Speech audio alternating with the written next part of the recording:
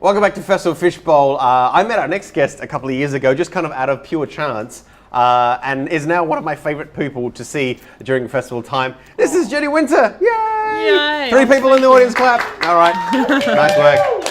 Thanks, Jace. Hey, so we met because it was only a year ago, right? It was a year ago, actually. This is probably our anniversary or thereabouts. Because you gave me a call and said, "Can I sing a song with you?" Yes. In a band thing we were doing, and the only one I had left was You're the Voice, and you lost your mind.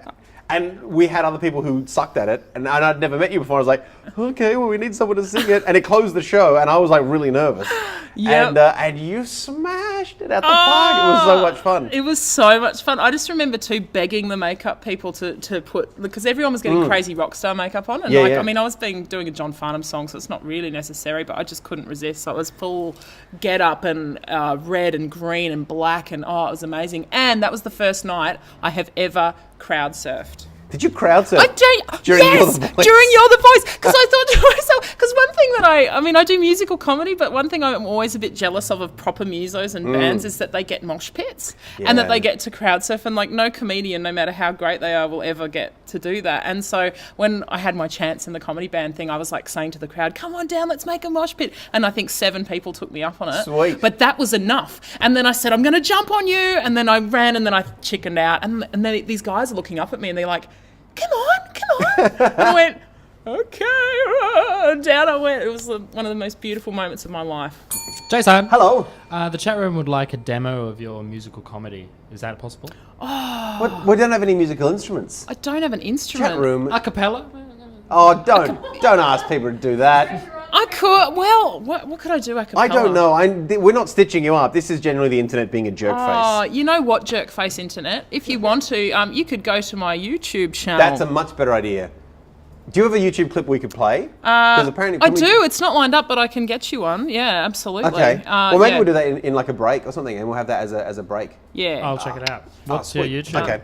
Cool. Well, we will do that, but we won't ask you to do that now because that would suck. Thanks. And then, like comedy is really hard with no audience. It just sounds like lame as. Yeah, it's really true. Yeah, it does. Yeah, it's like an awkward thing without a laugh track. Yeah. Have you ever seen someone has got an episode of 2.5 Men and taken out all the laughter? Oh, right. And it's really dark. It's a very different show. Because it's just like it was like an old one. So it was just Charlie Sheen insulting the guy from Ferris Bueller's Day Off, and then them just looking at each other for like 10 seconds, and then one reply, and then looking at each other, and it just looks really aggressive. Oh, ouch. Okay. So tell us about your show that's coming up now. Cool. Well, it's called An Unexpected Variety Show, and it is a one-woman variety show that's kind of about life being an unexpected variety show. Is this the one that you did in the Cabaret Festival last year? Yes, because you saw that one. Okay, cool. But it isn't and isn't. That was a very rough draft version of it. Since you saw it, I did 3 shows at the Cabaret Fringe last year, and then I went over to LA and I worked on it with this amazing comedy legend, Gary Austin. Okay. And and he directed it. We rewrote the whole thing and then brought it back. Did a Melbourne Fringe, and it went really well. So it's been worked on a lot since that time. But right. Yeah. He's hoping. Right, no, it was fantastic then, so that's great. Now, I hear that you have a puppet that reminds you of your daughter. I do. It's kind of creepy and crazy. I bought this, I was in Las Vegas about 5 years ago, and you see many insane things in Vegas, but one of them was this puppet, and as I walked past, I went, oh my God, it was the spitting image of my daughter, and I had no idea what I'd ever do with it, but I bought it, and I bought it back, and even my daughter gets creeped out by it. But get this, then I use it in a show sometimes, and then I like hurl it to the ground and be quite violent with this puppet, and there's no meaning to that. But its nose fell off like completely mid-performance, so it's damaged. But I bought another one on eBay, but then I gave the damaged one to my daughter. So now we have do the dishes more often. Exactly. This could be you. Yeah. And I think we have a picture of it. So that's basically what your daughter looks like? That's exactly her. She takes after me. Yeah. we actually Googled ugly puppets. So we've got a couple more. Do we have a couple more? Oh, Yeah. Show me some more ugly puppets. All right, so this is we did that was the one I let Maz choose which one he thought would look most I like actually your love daughter. that puppet. I'd love Wait, that one? Is that Oh, I want to take it into bed with me. that is imagine waking up next to it though. Oh, it's And crazy. we got one more? No. Oh, that one's dead. Okay, that's fine. They're okay. awesome. So you've come to Adelaide. Is this your first Fringe? Or? It is, yeah. Well, last year. Well, I came down and did some guest spots with Titters, which is like an all-women's comedy show, which is amazing. I'm doing that this festival also. So I came down and did the last week of that, but this is the first time I've ever brought my whole show and doing the whole month and, the full kit and caboodle. Right. Now, when you did it in the Cabaret Festival, you had a piano. Do you have to lug a piano around or...? Well, I have a keyboard. I actually have a lovely friend has lent me a keyboard because I'm traveling, I'm on tour with my kids. And so I found out very last minute that I actually could not fit my kids and the keyboard in our little entourage. Did you even have to think which one you'd leave behind? And you're like, It's a moment, weighing it up. But the keyboard costs less in nanny fees, but I need to be with them. The keyboard doesn't love me. I understand. Hello. Mike Gherkin in the chat room wants to know, has anything majorly awkward happened on stage? So you do a lot of improv, so I guess I awkward do. things would happen all the time. Yes, they do. Actually, something very awkward that happened recently at Woodford Folk Festival. Am I allowed to use risque kind of references here? Yes, you are. Is that kosher? It's the internet. All right. Well, I love doing improvised songs. I do an improvised musical number in this show. And I asked for a suggestion from the audience. I was talking to this lovely couple, and I was asking a bit about their story. And it was a man and a woman, and they'd met in a bar in Thailand. And I said to the man, so what was it about your wife that attracted you to her?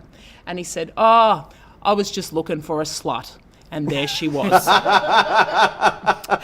And the whole audience just There went, she was. what? But she seemed completely cool with it. So I think Yeah, right. yeah, but there was definitely this just awkward, like, huh? So weird, yeah. And there was a time I was doing a gig when a heckler came through the crowd during one of my songs. It was a massive festival, and he comes walking through the crowd wearing, and I kid you not, a trench coat. He had long hair down to about here and a live parrot on his shoulder. Wow. It was the creepiest thing I've ever seen. And then he kept coming towards the stage and just kind of stood there, like, through the whole set. Then the next comedian came on, Justin Hazelwood, bedroom philosopher, and this guy actually got up on stage and just grabbed, I think he had a kazoo or something, and he just started playing the kazoo to lead him off like the Pied Piper, and this guy followed him. But I found out afterwards this guy's actually a bit of a serial pest. Like, he goes, it's his thing. That's his occupation. Right. He should do Raw. Or He something. goes, he should, yeah. He likes to just go and have his little moment in the sunshine. Yeah, right. During other people's With a real moments. parrot, though. That's kind of A real cool. parrot, yeah. So it's not exceptionally funny. It was just very kooky. It would be great if you taught the parrot to heckle. Wouldn't it? That would take it to a new level. Yeah. That would take, yeah. So if you're listening, strange serial pest man, up your act. Glad you finished that sentence with act. Yes. Right. Now, because you do a lot of improv, you went to the UCB Theatre in Canada, was it? Or Yeah, Loose Moose Theatre in Okay. Canada, yeah, and Second City in the States I've done some stuff with. I don't know anything. Right. Yeah, It's one of okay. the huge ones anyway. I mean, I tell you what, improv over there is just a mega industry. There's so many, different places and stuff. But yeah, that was rad. It's ignited a flame in me that won't go out. So where can you kind of do improv here in Adelaide? Oh, not in Adelaide, but in Australia? Because it's just not as big a arm of comedy as it is over there. That's true, yeah, it's different. I mean, I think the great thing about Australia is the people that are into it are madly, passionately into it. So it's a really strong, just a smaller industry, I guess. I think it's more that the public aren't as sort of improv savvy as over there, like, because everyone's... It seems a bit un-Australian. Like, come on, if you're going to put on a show, like, write something or, figure it out beforehand. I don't know. I don't know. I always think it's quite Australian. And go, we'll just work It is it out. also- She'll be right. Whatever. It'll work out. Yeah, I don't know. Yeah, but you can there if you Google Impro Australia, I think that's probably the best way to go check it out. There is a website with links to all the stuff around the country. Yeah, because back in the day, like before I got into comedy, like in the 80s or 90s or something, apparently there was like an improv kind of like leagues and stuff, and people would bring like placards with their favorite team on them and wear colours and Full on. and it was crazy, and that's just kind of gone now, and it seems like we're just kind of right. missing out on something. Yeah, well, something else too. I think that like I've discovered is that there's so much more. Like growing up, I used to think that's what improv was kind of theatre sportsy games and teams and stuff. But actually, one of the things that's really inspired me is seeing so many different ways of doing improv and doing one of the best shows I've ever seen was a 2-man. It's very famous actually in the States now. It's this 2-man duo that clearly supposed to be a 4-man duo called TJ and Dave, and they just are so tuned into each other. They do a full improvised hour together, play different characters in the complete play. So they'll do like a play with 10 characters in it, each of them just swapping, and it's so smooth and just beautiful. So it's so much more than just needing to be games. Yeah, when it's done well, it's so amazing. I mean, when it's done badly, it's so not amazing. Oh God, it's just the a opposite hostage Jason. situation. Hello. Chat room Botcher wants to know if you've ever done anything during a performance that you've regretted later. Ooh. Oh goodness. Some Especially audience. when you're in heat of the moment a lot of the times. Yeah, that's true. I'm just thinking. Actually, yes. Okay. One, I do audience participation. Do. I do. I did say do. Okay. I hope my Continue kids are with your watching. Yeah, that killed in my house. I invited somebody up onto stage once to do a little piece with me where I get them to play the part of my husband, which doesn't involve much other than just sitting there. But I just picked the wrong person, and this guy got up and proceeded to sit down, and during the song where I'm serenading him, pretended to jerk off. In front of the entire audience. Yeah, and then Confident gentleman. very confident gentleman, and then I turned to the audience and asked them to please just start filming on their phones as evidence if needed. And then he got up and actually started kissing me all over. It was like fully sexual harassment happening right on stage. And I still am rather traumatised by that. So Good if you're going Lord. to do audience, you got to, pick them right. But how do you, anyway. Speaking of harassment, we want you to play a game that you may not want to play. Okay. We actually got 5 games. You can pick which one you'd like. They're called Chucky Stab, Candy Challenge, Speed Jenga, Ski Pong, and Shit Bricks. Oh my God. And How you does get- one choose? I know, it's a tough, but... Can I go to an audience choice? Can someone just tweet No, something? that's- What the hell? Oh, I don't know. Ski pong. Ski Pong, Yeah. okay. What's No that one's ever mean? chosen that before. What does it mean? Well, it's just like beer pong, but we probably can't give you beer. Oh, really? You could. Well, it's 12 o'clock in the morning. So basically, this is like beer pong you might have played in your frat days when you were living in Animal House. Okay. You just have to. Oh, we'll do it on the floor actually now because you've just got to. We just add up your scores, and so we've got a leaderboard, right? Okay. And so if you're at the top of the leaderboard, you get another plug. Okay. So the idea is if you do well, then we keep plugging your show. How exciting. Okay. So I'm aiming So, for the 10. yeah, Is but- that the biggest one? Yeah. So but you've got to bounce it on the floor. I've got Jason. to bounce it. Yeah. Oh. What have I We forgotten? can't see those cups. Can't see the cups. Okay. Oh, okay. Yeah, like that. Okay. Do I Okay. need to sit right here? Is Oh, that you fair can do enough? wherever you want. Oh my goodness, the pressure. Oh, That no, I'm was terrible. the pressure was too much. I'm terrible. Oh, that was close. Hang on, there's another ball in here where you might need that as well. Oh, excellent. Thank you. All right. Can I have multiple goes? I think you All might right. have to. Yes, Hey! run! You got 1 point. Are you serious? That's all right, keep going. Okay. Come on, little pong ball. 2. Yes! That's good. I think the double bounce should count for more. Oh, That's it all right. hit Do it the again. 10. Do it again. 8! 8. Yes! All right. I think that has put you in the lead. Is that Yeah, semi-decent? That's 11. Is that right? Wow.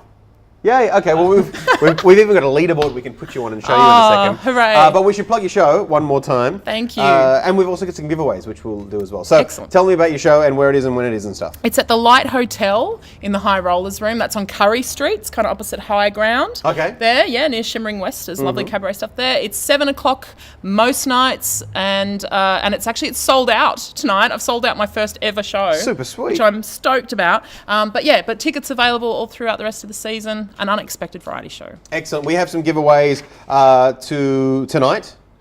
Yes, we. So Oh, can not, you- to, not oh, tonight. That's they're cool. gone. I'm so sorry. Yeah. But Thursday, All right. Thursday, Friday, Saturday, or Sunday show this week is fine. No worries at all. And we've got 5 double passes to give out. So if you want them and you're in the chat room and you're in Adelaide now, feel free to lay your claim. Otherwise, we'll chuck them on the Facebook page and you can go there and win them. Excellent. Do we have a leaderboard for Jenny?